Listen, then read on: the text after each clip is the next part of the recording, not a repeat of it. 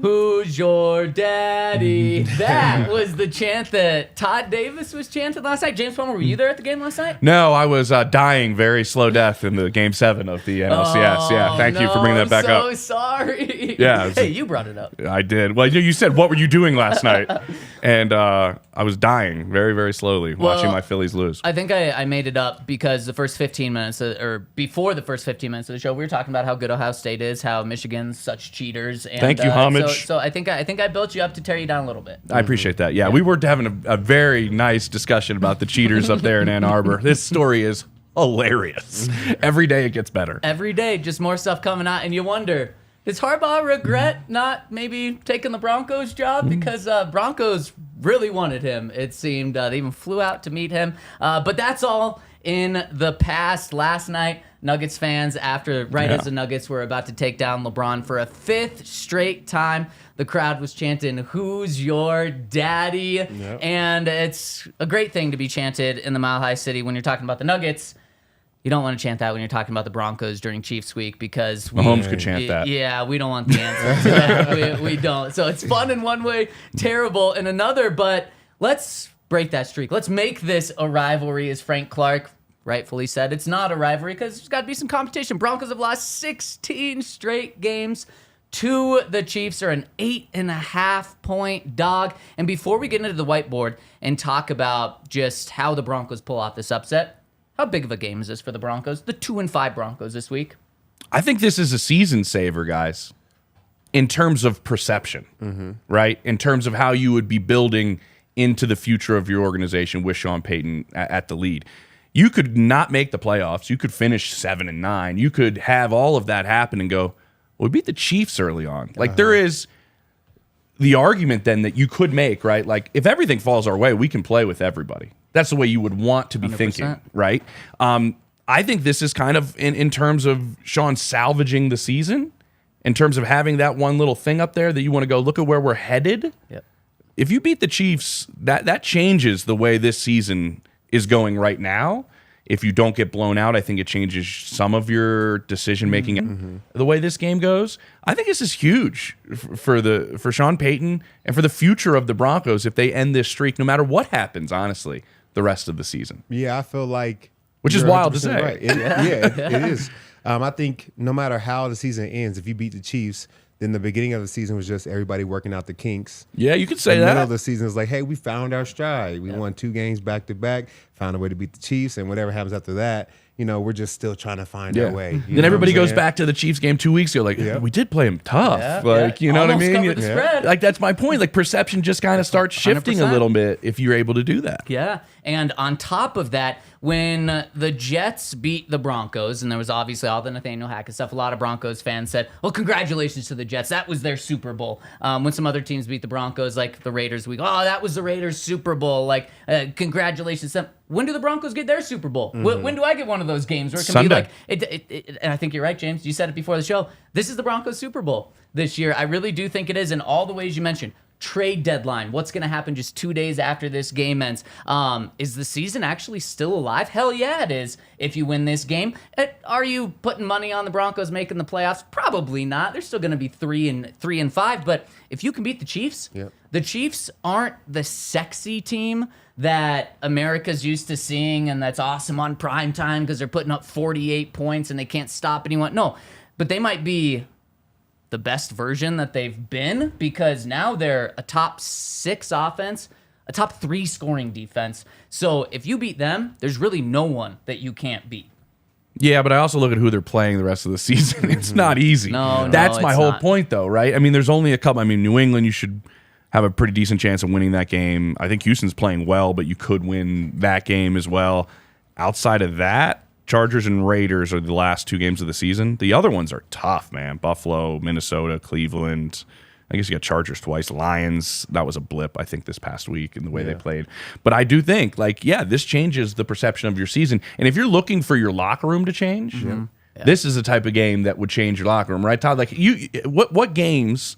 Here I am playing host. Sorry, Zach. No, I like it. What games do you remember in your career where just that one win, even in that, post-game locker room, that early part of the next week, where it was just you almost saw the vibe flip in a sense? There was a lot of games I feel like that ignited us, whether it was beating the Patriots in the regular season. Yeah, and also in the exactly. postseason. You remember those games. And I think what we got to take into consideration about this game is the bye week is the next week. So we have 2 weeks for guys to really enjoy it and really buy in and really feel like, maybe the things have turned around. Maybe we can make a run at something towards the end of the season.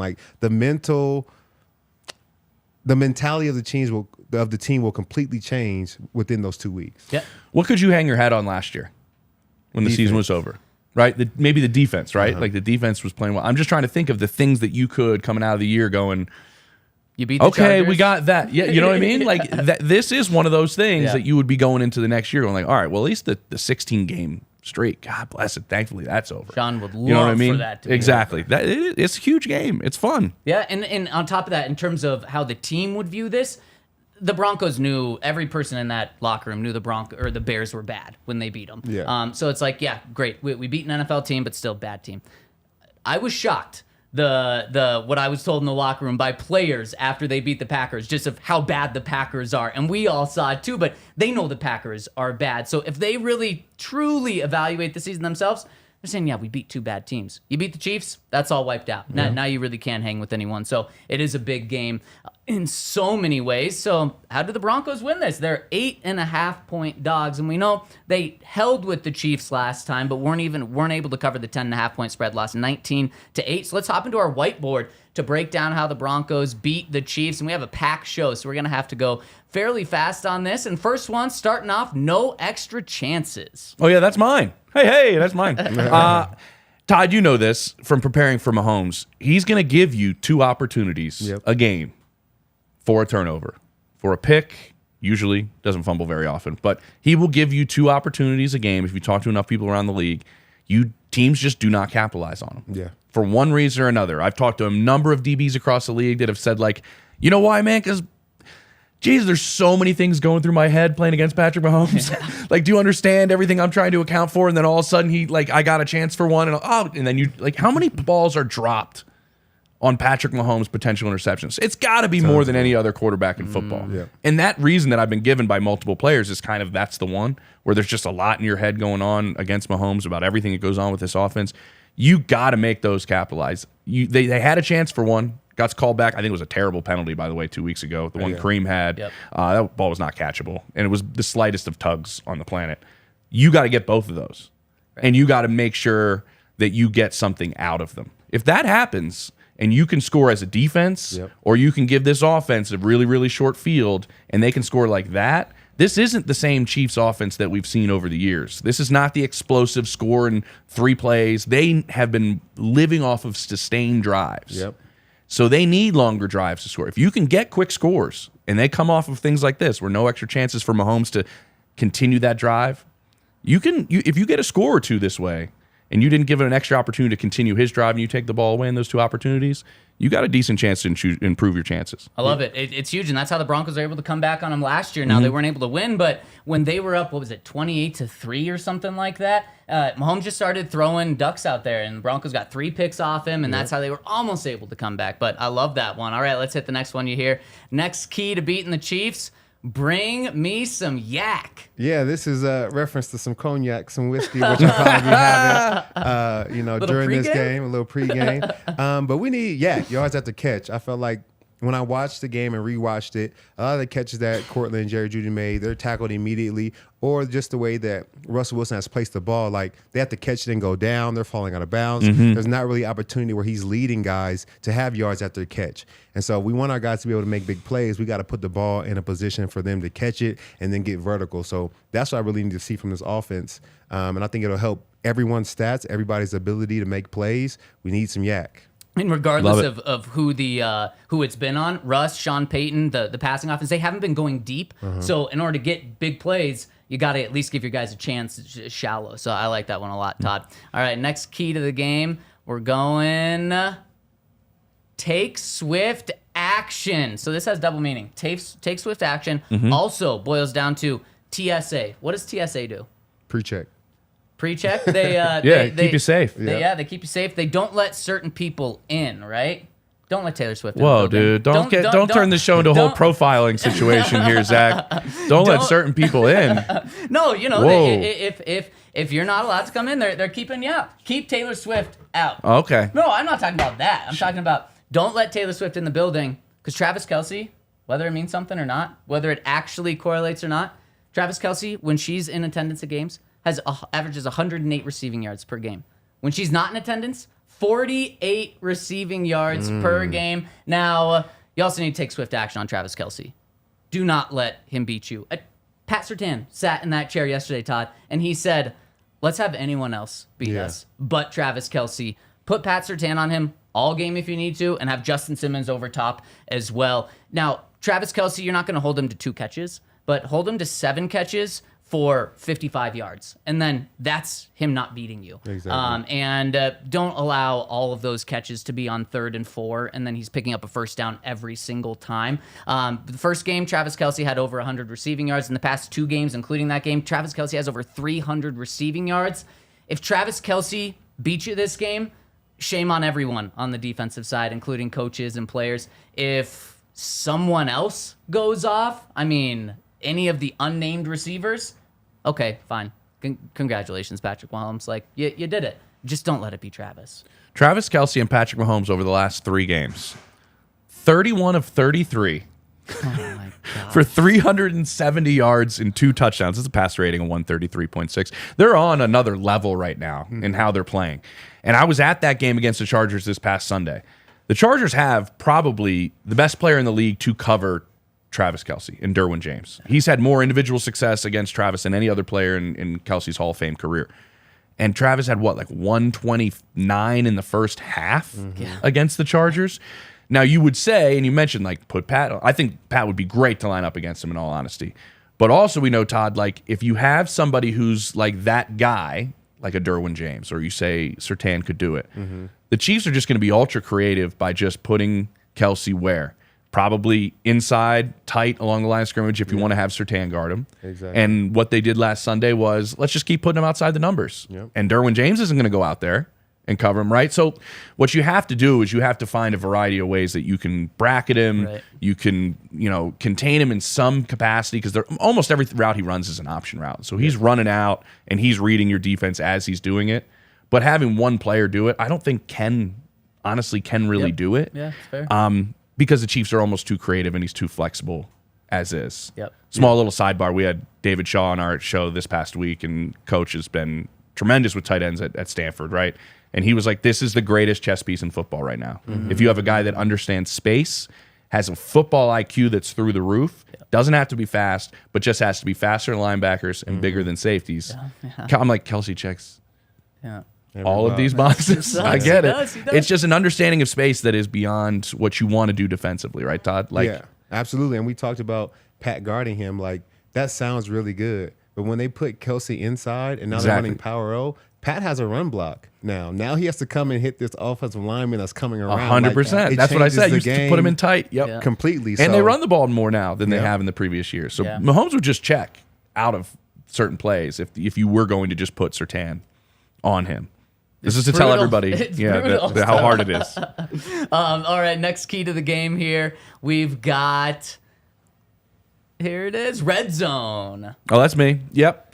That's the thing. This goes back to earlier when I said, like, the Chiefs are not an explosive team right now. They're struggling with explosive plays. It's actually been, from what I'm told, frustrating Mahomes like crazy. The downfield passing game just is almost non-existent, struggling. He went into last Sunday with the 4th lowest passer rating in the NFL on deep balls. Wow. Did anybody think that sentence would ever come out of somebody's mouth? No, like, Patrick Mahomes is 4th worst in the NFL on deep balls. They have to have these long drives. So longer drives, greater chances for mistakes, like we were talking about earlier when I said take your time. They were good in the red zone against the Chiefs 2 weeks ago. Maybe because Justin Simmons told me after the game, we accounted 3 players every red zone play to Travis Kelce. Like 3 players had a role in guarding Travis Kelce. Wow. But if you're good defensively down there, and like I said, if you get a short field or two and you capitalize on your red zone stuff, Yep. that flips a game entirely because the Chiefs have been scoring, but a lot of field goals, honestly. Yep. And so if you can stop them in the red zone the way they did this past week, and you can capitalize on a short field or two and capitalize on all your red zone opportunities, it's a different Chiefs team than what you've faced in the past. Yep, I absolutely love that. That is key for both sides of the ball. All right, let's hit this next one. Hot Pocket. Whoa. Yeah, this is not the delectable made in a lab snack that we all loved when we were kids. Those are made in labs? Probably. 100%. Guaranteed. 100%. That was all chemically made.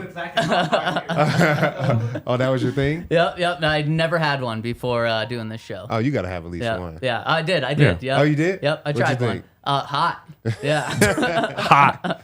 Yeah, I think we need to do more to get pressure on Patrick Mahomes.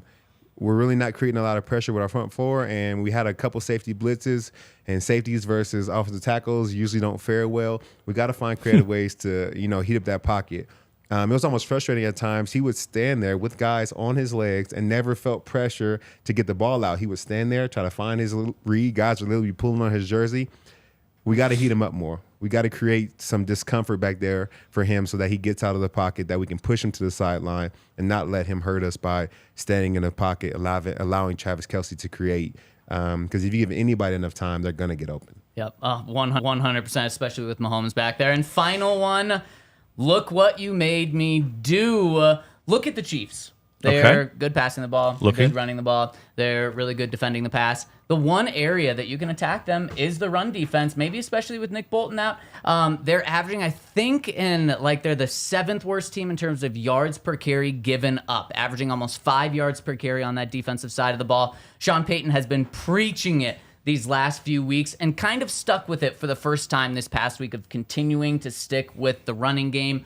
Do that, Sean. Don't get caught up down 10-0 at the end of the first and just say we're abandoning the run game, because then you're going to be in a whole lot of trouble. It's going to lead to turnovers. It's going to lead to 3 and outs. You cannot do that. You have to stick with the run. And Jaleel, Javonte, and Samaje all coming on. Javonte just had his best game. Jaleel's averaging 10 yards per carry over the last couple of weeks. He only had 1 carry in the second half. That was the most disappointing thing from the game for me last week. He had 4 carries for 40 yards in the first half, 1 carry in the second half. Just stick with the run game. Do not, especially against this team, it's so easy for a coach to kind of lose sight of where the game's at and be like, oh my gosh, we're down to the Chiefs and Mahomes. We got to start throwing the ball.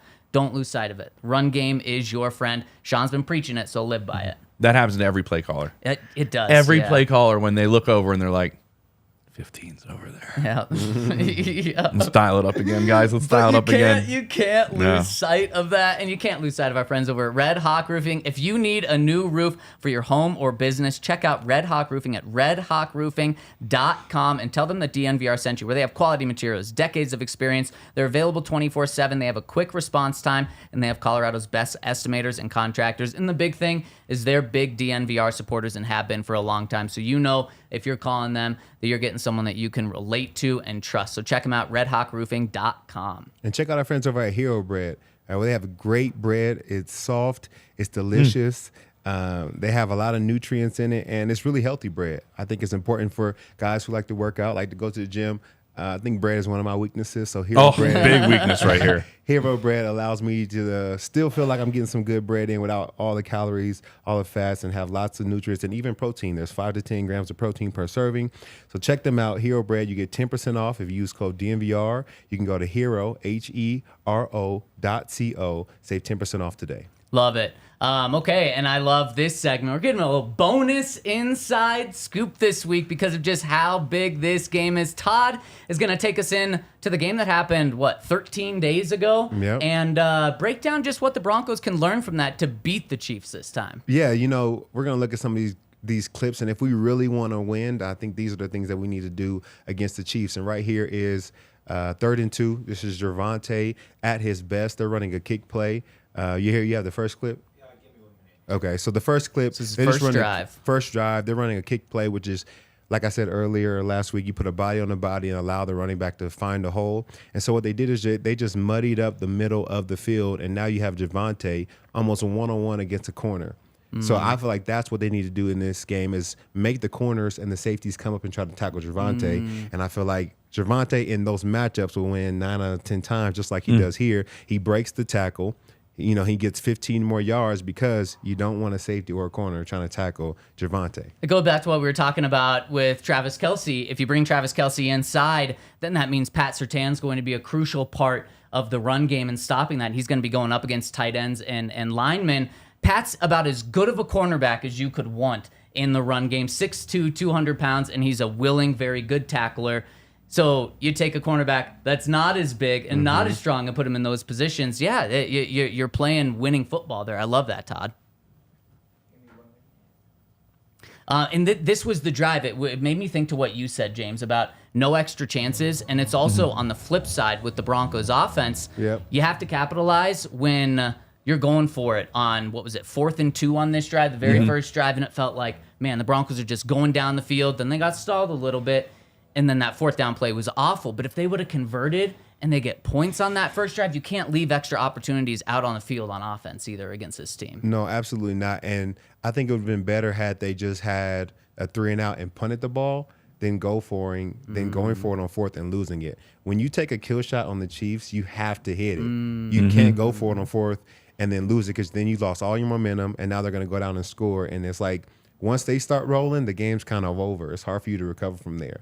So when you get that shot, we have to take it and we have to make it. Yep, I love that. All right, here, let's dial up the next play. So the next play, they're playing a form of cover 3 by the defense, which I think is great for the Broncos to run as long as you keep track of Travis Kelce running those overs. The good thing I like about what they're doing right here is they're playing everything top down and they're getting good depth as far as underneath coverage from the linebackers and the safeties, which allows or makes Patrick Mahomes have to check this ball down.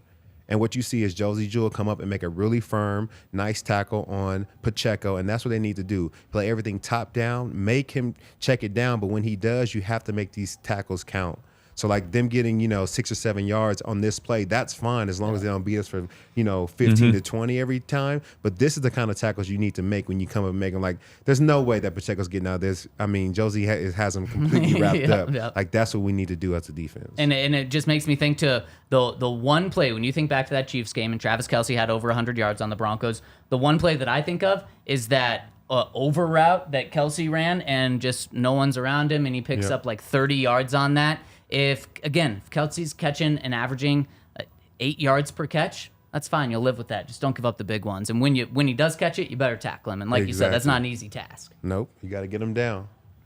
All right, let's hit this next play. It looks like a second quarter, 11 minutes left, a 3rd and 8 for the Chiefs offense. Yeah, so, they're running another form of cover 3 here, but it's 3 buzz. So, Alex has like the outside underneath. He has to run underneath one and protect like the curl flat area over there. Josie has the hook to the far sideline as well. But what happens here is I think we need to get out of 3 buzz. I don't think this is the coverage that we need to run against the Chiefs because it gives them too much time. You got blitzers, but they're going up against tackles, like I said. And then you, with your linebackers vacating the zones, it allows for Travis Kelce to just find zones behind guys who don't know how to play hook that well. And when you don't know how to play well, it gives them too much time. Patrick comes and you see there's nothing but green grass in between for Travis Kelce's because you have guys now stepping in trying to play hook drops that don't understand. Like when people vacate, the first thing you got to do is turn and find that tight end on the over. Now he's running an over. He sees Alex there, so he stops. It's just too much space if we're running, cover 3 buzz. Is that 44? Yep. This play is right here. 44. It's all about Chris Jones and all about the running backs. Like Samaje, he's a great back. I think he does good in protection. But if you watch this play, he's leaving Chris Jones one-on-one. There's no need to get out. Get out for what? You got to protect Russell Wilson so he can find these guys downfield. If anything, you need to chip on your way out, get another set of hands on Chris Jones because you're getting out, you're one-on-one with the linebacker, and it's not really a tough down for him. But what you did is now vacated the area where you could help out your tackle who's one-on-one with one of the best pass rushers in the league. So if we're going to find a way to beat the Chiefs, they're double teaming this outside linebacker on the right. They need to double team the other side and make sure we're accounting for Chris Jones before we just let him go one-on-one with our tackles. Is there really any reason to never have Chris Jones doubled? No, there's no No. reason. I know he's going to line up different ways. Then we just move the double. Yeah. And just have the running back kind of help and chip when he can, but he needs to be accounted for. He's the most double team player in football last year. If that gives you any sort of clue what everybody's approach is to Chris Jones. Yep. And he probably should be again this year. It's just like with Travis Kelce.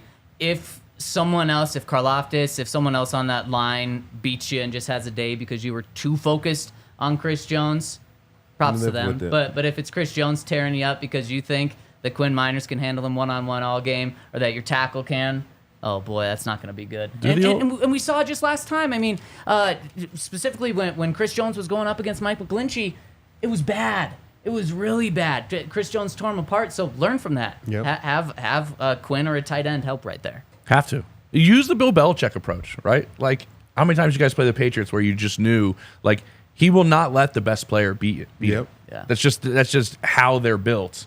Well, not anymore, but how they used to be built is their best player on the other team just will not beat me. Yeah. That's the way they played. And he forced you. You had to do it without that player. Yeah. On both sides of the ball. Now he has like a, what was it, trying to block Max Crosby in the end zone. Like a tight end. And I was like, that ain't happening. Safety, game over. But that's the way they used to play. Yep. And man, I mean, so many upsets. I want to get your pick your brain on that at the end of the show because there are just so many upsets. That Bills Patriots game was wild. Monday night was wild. And the Broncos beating the Chiefs would just add to that uncertainty that I Parity, feel like baby. has, the parity that's really hit the NFL this year. And we're going to have a little NFL Network reunion in just a second. We're going to bring our guy Baldy on Let's after. go. I tell you about our friends over at Breckenridge Brewery. We got Broncos Country Pale Ale on set here. You're going to want to be drinking that this weekend when the Broncos take on the Chiefs. And if you want to find some Broncos Country Pale Ale or any Breck beer, go to breckbrew.com where you can find the official beer of DNVR. It's available all over the country, and the cool thing about their beer locator is you can find any single beer in exactly where it is. So check them out over at breckbrew.com. And if you like winning money, which I think everybody likes winning money, hell yeah. you can head over to Splash Sports, where DNVR has a weekly Pick X contest for everyone to participate and win real money. This is how you enter. You go to splashsports.com/DNVR and you sign up. You deposit cash to get started and enter DNVR's weekly NFL Pick X contest for just $20. The more people who enter, the larger the prize. So I'm going to enter this week. I need all you guys to enter too. So when I win, I got a big prize. Oh, yeah. I dig it. Got to be confident. So head over to Splash Sports. Check our friends out. Use code DNVR, splashsports.com/DNVR. All right, let's right before we get to Baldy, some breaking news right now. Frank Clark will not be playing with the Chiefs this week. He's going out to visit Seattle, so maybe the Broncos don't have to worry about Frank Clark playing with the Chiefs this week, because I know that was kind of just like that just would have been The former squad. Yeah, I mean, just a punch in the gut even more for the Broncos, for Broncos country, if he would have gone to the Chiefs and played with them this week. They've been wanting him. Well, the locker room's been wanting Frank. They were saying it last Sunday when I was in there. Like, they've been wanting Frank to come back. Chris Jones has been pushing for him. A lot of guys on both sides of the ball. But I do like this because, like, Frank needs to go to a place that understands Frank. There's a lot of Frank to understand. Yeah. So if you know how to work with him, Pete had a great feel for him. Andy had a great feel for him.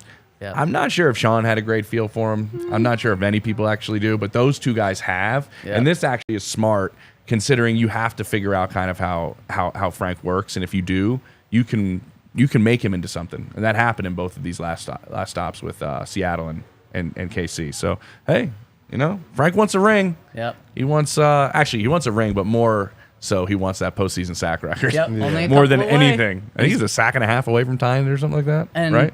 I think so, yeah. And the Seahawks are 5-2. I mean, they're very much in a position. Really quick, before we get Baldy on, do you have any idea why it didn't work out with Kansas City? Because there was a report that he visited with Kansas City. Was it last week, the week before? I don't know exactly why it hasn't. I wouldn't be surprised if Kansas City was waiting. Like, let's say, like, I would rather have you towards the back end of the season. We don't even really need you right now. In essence, what they also need is their young outside DNs to grow, and they haven't come around the way they wanted them to, which is why we're all saying go back. Yeah. Because, like, Felix Ndeki-Uzama, right? Isn't that right? Yeah, and Sound good to Karlaftis. Both of those guys haven't really grown. Right. One's a rookie, one's a second year. Right. They need them to step up. Now, there could be a thought of like, all right, snaps do that, right, Todd? Like snaps do that through the season. Yeah. And we want them on the field, but I don't know. We'll have to do some digging this week. And we're by Sunday. We're gonna have to do some digging with our guy Baldy joining us right now. I'm closing the laptop, Baldy. I'm going full in on you. We've got James Palmer and Brian Baldinger on the show. Baldy. I mean, JP is informed, man. I'm going to join him tomorrow on the Insiders. I'm looking forward to it. James, good to see you on the set here today. How are you? I'm good, Baldy. I love the shirt, the O-line Masterminds. on the NFL Report tomorrow, you're going to have the greatest day of your life. Do you want me to tell you who's on the show? Give me a clue. Okay, one of them's going to the Hall of Fame. He's the best center in football. All right, you got Jason on, Jason Kelce. Jason's going to be on the show. Good. Then we got one of the best left tackles in football protecting a rookie quarterback. Okay. The rookie quarter. Okay, Laramie Tunsil. Laramie Tunsil. Both of them on the show right before you, Baldy. This is like your show tomorrow. It's an O-line show. Laramie's frustrating because he actually makes it look too easy.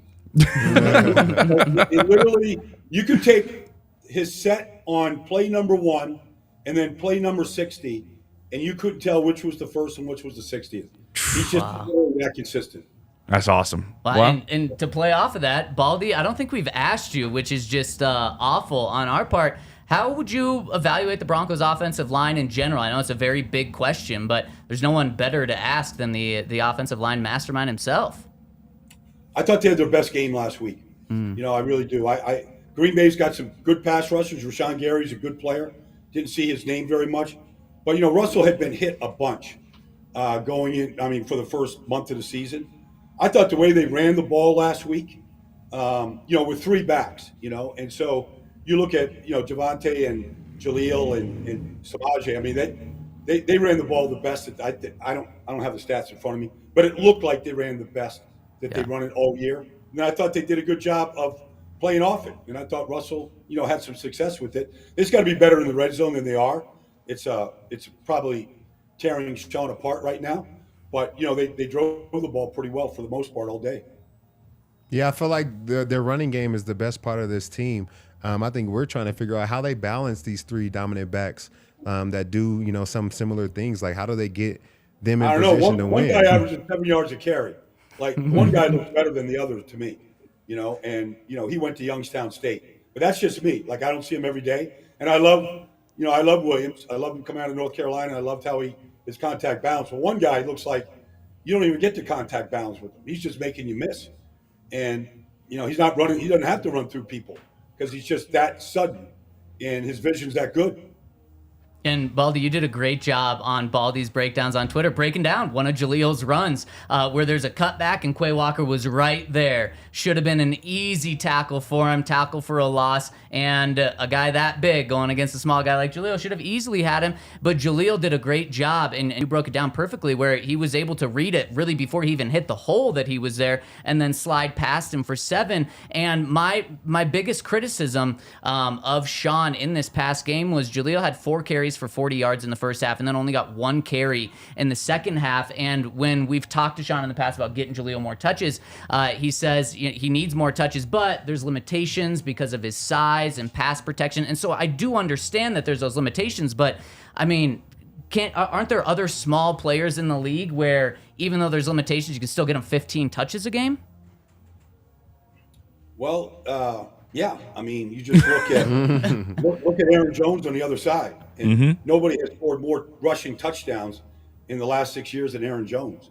And he's 5'10" and 210 pounds. So, like, I don't know. I mean, he's probably less than that. It's probably like 205 or less. But I mean, running backs come in all shapes and sizes. Like, can you pass protect when you have to? Like, that's an issue for guys. They're smaller. But I see big guys. Saquon Barkley comes to mind that can't pass protect. So, like, I don't know. The kid looks special. He's always looked special. I mean, they threw, back-to-back screens in 2 straight weeks in a row, and he finished in the house, in a house call with them. Like, I don't know anybody else that's done that in this whole league that has done that 2 weeks in a row. So they tried to screen to him the other day. They didn't set it up very well. I don't know. Like, I would think that he's going to continue to garner more touches. I think he's got 38 on the season, which for his small sample size, and it's a small sample size, you'd just like to see more. Baldy, I'm curious about most of the opening part of this show was about Travis Kelce. And I mean, we know he's the best out there, but it almost seems, and I've done their last 2 games, it's almost at another level over these last couple of weeks.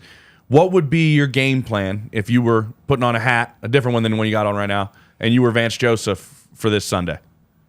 So it's interesting. I just, for the NFL, James, I just broke down every catch of, I didn't put it all in one video, but I watched every catch last night of Travis Kelce this season. So I think he's got 24, James, in the last 2 games. Yep. Like, Denver and then, last week against Chargers. And he has a free release on every single play. Like, you just can't, like, I know he's in motion, short motion, does all this stuff. Exactly. Behind the line, but you've got to have somebody bang him. Now, he's pretty good at avoiding that when he sees it, but it's almost like, where's the Randy Moss vice, where you just take 2 guys and say, Kelce's not beating us. If Kadarius Toney beats us, if Rashee Rice beats us, fine. But like right now, the way that he's moving, James, like literally he runs, if you're in zone, he recognizes it right away. He's going to run to the spot based on the drop that Mahomes has. It's if it's a 3-step drop, it's just going to be a short set, stick route. If it's a 5-step drop, he's probably going in the 10 to 15 yard range. And he's just looking for the dead spot in the zone. And depending on where the pressure, the leverage is coming from, he's turning to his right or to his left. And Mahomes is usually got one eyeball on him, no matter where he goes. And then there's the play after the play. Okay, so this is the route combination. It's a deep over route, but Mahomes is being chased. Let me go find a way to get to him and get into the sight line.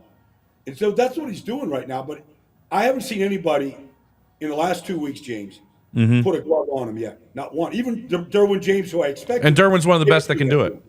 Yeah, I feel like, he had a great game against the Broncos, 2 weeks ago, had over 100 yards. I felt like he was just given a lot of time back there to find the open gaps because the offensive line held up so well. What can the Broncos do to really penetrate that offensive line? Because it doesn't feel like they're winning one-on-one blocks and getting any pressure on Patrick Mahomes. Well, you have to be careful about how you rush because Mahomes is just so elusive because he will hurt you. Just extending plays, getting out of the pocket. He just has the most natural feel for it. So there's got to be some discipline to the rush, but you got to figure out a way to get free hitters to him. Whether it's overloads. I mean, Vance got to work overtime here. I mean, this thing's been going on now for, 10 games against Kansas City or whatever number it's up to with their wins. But, you've got to figure out a way to get speed to Mahomes and to, make him move quickly and to speed his process up. If you rush Jared Cooper or Benito, pick your guys right now on the outside with traditional rushes. If you rush outside and you give him an exit lane to the right, he's going to take it. And so you got to be a little bit careful about how you do it. One of the guys the Broncos aren't going to have to go up against Mahomes and try to slow him down is Kareem Jackson. And we've actually had such a busy show, James. I haven't got your opinion. I wanted as well. Yesterday, Kareem's suspension was cut from 4 games to 2 games. Do you guys think that's right? I mean, people in Broncos country obviously are outraged by it all, but been fined 4 times now. Were you surprised by the initial severity of it? And do you think 2 games is right for what happened? Well, he got thrown out of the game last week, and so, I mean, off the field stuff is off the field. But, he got tossed for a helmet-to-helmet hit last week. PJ comes in. Who knows if they probably don't win the game if PJ doesn't come up with that interception. Yeah. The way they were driving. So, maybe PJ gave him a blessing in disguise. Now, I'm not denigrating, Kareem. They play, they're like one of the few teams that just play right safety, left safety. Kareem and Justin, right side, left side. And so they've been doing that, since, I don't know, at least the last 5 years. So you're going to lose a lot when you lose it. But I don't know about when this stuff gets to Park Avenue and how they decide these things. I don't really understand any because there's never just something constant about what the suspension is and what it seems like every case is different. So I don't know. Goes from 4 to 2. Maybe considers himself lucky. I don't know. I think it makes sense, Baldy, in all honesty. If you look at the 4 games, it's like the next one down from the previous, penalties that were just massive, right? That were blatant. The Myles Garrett situation, Vontez Burfict situation. Then it was Kareem's. Definitely a football play as opposed to those other two that it was kind of looped into that group. I wasn't surprised from league people that it got knocked down to 2. Right. No, not at all. Yeah. Baldy, what's the key? Though, if you can boil it down to one key, what's the key to beating the Chiefs? Because the Broncos need that golden key so bad right now. Well, I mean, just 2 weeks ago, they kept them to 19 points. You keep this team to 19 points, you're going to have a chance to win the game. Now, obviously, you got to be way more productive offensively than they were. And I think, James is around that team a lot. I personally think the Chiefs are as good as any defense in the league. You can put them against Cleveland, pick a team. They can beat you anyway. You want to go man up with L'Jarius Sneed and Trent McDuffie, they'll man you up. You want to blitz with the best of them, Spags got all of that. You want speed at linebacker, they got it. You want just a complete disruptor in the middle, Chris Jones. They can beat you anyway, defensively. So they've got to get better against this defense this week. Now, running the ball the way they ran it last week certainly helps. It helps control the tempo. It helps keep Mahomes off the field. But if you hold them to 19 points and 1 touchdown, you're going to have a chance to win the game. Yep. So it comes down to Sean and that offense being able to get at least in the 20s. And last week, what were they? Were they 1 for 5? What's that? Yeah, against Denver, they were 1 for 5, right? Yep, exactly. Yep, and the Broncos' red zone defense has been solid in the past 3 weeks, actually, going back to the Jets game. But be remiss to have both Baldy and James Palmer on and not bring up Jaws, right? Right, Baldy? 2 biggest Jaws fans on the planet right now. No doubt. This is. I feel like I'm in the building that Jaws built. He used to do Ron Jaworski at NFL Films. For almost as long as I've been in this building, Jaws is 1 floor down below me, probably drinking a Vente cappuccino. Sounds right. For most of the morning. And doing the same thing that I do most every day here. So we had a lot of fun back in the day.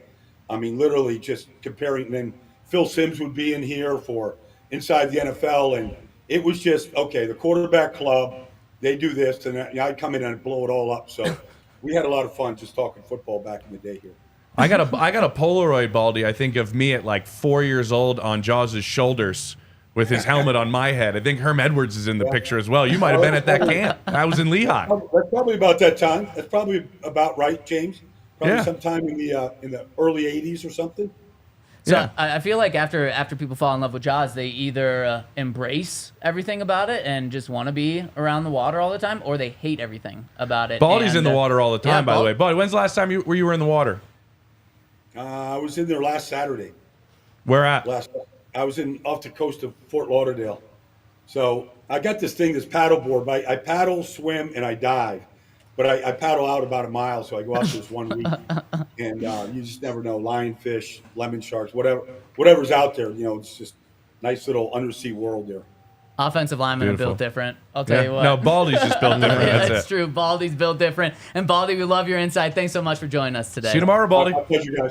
I'll see you next week. Take care, James. Talk to you tomorrow, buddy. Yep. See you, buddy. So, James, tell us how to all find the show, because it's awesome. Twice a week. Yeah, twice a week. So the NFL reports twice a week. It's on the NFL Fast channel, which is like Tubi, Roku, all of that jazz. On Mondays and Thursdays, like right before Monday Night Football starts and Thursday Night Football starts, I think 7:15 Eastern, so 5:15 Mountain. Then it's also a podcast. So the podcast comes out every Monday and Thursday. Yep. And then it's also on YouTube on the NFL's account. Yep. So the NFL puts it on their YouTube page every Monday night and Thursday night. Yep. If you're on the go, dude, it still works as a podcast. I'm not going to lie. But tomorrow's show, man, got Jason Kelce on for a segment. Got Laramie Tunsil on for a segment. Baldy's on every Thursday. I call it Baldy's favorite films. And I get popcorn, and Baldy and I talk. I love that Baldy went to Ron Jaworski with Jaws as opposed to him and I's favorite film, Jaws, right. Which we talk about regularly on there. But I get my popcorn, and Baldy, breaks down some film for us. Takes Baldy's breakdowns to like a whole nother level. We pick like 2 or 3 things. And we got, I think, Leslie Frazier on the show again tomorrow, coach on there. So it's been awesome, man. It's a blast. And I'll tell you what, people that listen to our show, they love when you're on. They love when Todd does the Inside Scoop breaking down plays. I love that. I barely said a word during the Inside Scoop because I was I was all into it. And they love Like a Baldy. nerd. So, I mean, you combine all those things. That's what you're getting. So check out James' show. And also check out our friends over at DraftKings Sportsbook. Use the promo code DNVR when you sign up to get $200 in free bets when you place a $5 bet. That's all you have to do. Place a $5 bet, and you're going to get $200 in bonus bets in your account instantly. So if you want that for Thursday Night Football, get in because you can get that money for this coming weekend. And that is over at DraftKings Sportsbook. And if you have a gambling problem, call 1-800-GAMBLER or visit www.1800gambler.net. In New York, call 877-8-HOPE-NY or text HOPE-NY. In Connecticut, help is available for problem gambling. Call 888-789-777 or visit ccp.org. Please play responsibly on behalf of Boot Hill Casino and Resort in Kansas. Expire 7 days after issuance. Eligibility and deposit restrictions apply. And let's get into our DraftKings Sportsbook pick of the week. Todd, what's jumping out to you? And I'll start really quick because there's one that is just really jumping out to me. We got to see firsthand how bad the Green Bay Packers are. They're playing the Vikings, who seem to be getting their ducks in a row right now. They started 0-3, just like the Broncos. Now they're 3-4. Now I don't think there's any more talk of trading Kirk Cousins and blowing this thing We up. watched that a couple weeks ago on this show, I think. Yep, it's true. But now they're looking at the playoffs, and they don't have Justin Jefferson. They're going to get him back. The Vikings going into Green Bay are 1-point favorites. So pretty much a pick'em game. So you get to tell me who's going to win that game? Absolutely. Give me the Vikings. They're on the right track. I love that one. You know, I think that this game is going to be very different than the game that was played 2 weeks ago. I think there's going to be a lot more offense than people are expecting.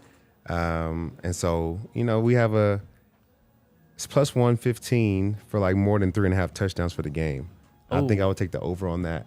I think that they got stalled in the red zone, but I don't think that stalling in the red zone is something that the Chiefs are going to do 2 times in a row. Yep. So I think between the Chiefs and the Broncos, hopefully finding the end zone once or twice, I think they'll have over 3.5 touchdowns for the game. I like that a lot. That's a great one, Todd. So that's our DraftKings Sportsbook pick of the We week. should have went like this. I'm not letting you say the word bet or anything like that, NFL James. employee. Nope, you can't do anything like that. But I can ask you, how important is Nick Bolton to the defense, and how much of a break is that for the Broncos offense? Not a big one. Oh, well. I'm sorry. Okay. So they ended up making, in my opinion, one of the smartest offseason signings in the league, going and getting Drew Tranquill, who is a really good linebacker, who's just kind of sitting out there. And I think they got him for like $4 million or whatever. So if you went and look at when Nick Bolton went down in the early part of this season, Drew came in there, and I was told they were like, we didn't miss a beat. And Spags puts a lot on the middle linebacker, right, Todd? In that defense, middle linebacker has to do a lot in terms of their assignments, the mental side of things, everything that they have to do. And Drew stepped right in, and he played so well to the point that, like, they've been trying to find him snaps. Right. But their linebackers are all the same and all fast and all can move. This puts me on a tangent. Ready? Yeah. When a team has the ability to have continuity like the Kansas City Chiefs have, go look at their pregame warmups. Right? Go watch pregame if you can. If you get to the stadium, get there early and watch. All right, we had some technical issues, but James dying to hear the rant. I should have just came out still going. Like, this is still like something I was really upset about. But like, it's frustrating, in my opinion, for the players. Us sitting on couches like this, everybody who's watching this, everybody who's at home could be ripping player X apart, being like, this dude, he may be being asked to do something that's not really the strengths of his skill set, because you've had different philosophies defensively, specifically here, or offensively, either side of the ball here in Denver. There's been so many changes that he was drafted by one group, a good zone corner, a good man corner, with the same coaching staff for all that time going, we like corners that look like this, and they just keep drafting them over and over again. Ones that have this skill set. We like linebackers that can fly. Why? Like, we want fast linebackers. We're winning all the time, so we need linebackers that can move. Like, they just know what they want. Continuity gives you that advantage. Like, we always talk about it in training camp.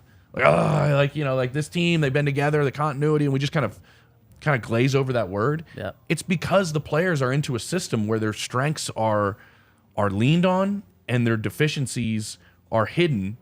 But when you keep changing your coaching staff, guys are not always put in the best position to succeed. So it angers me sometimes where I'm like, I know that guy's a good player. Jonathan Cooper's a good player. Yep. But is he being put in a position to where he can, like, that's the best spot for Jonathan Cooper? Probably not. Right. Like, and that's got to be frustrating for players. And that's frustrating for an organization because you can't establish your identity. And that's the part. Like, when Broncos coaches are on that field on Sunday, they're going to be going like, look at that group of the DBs.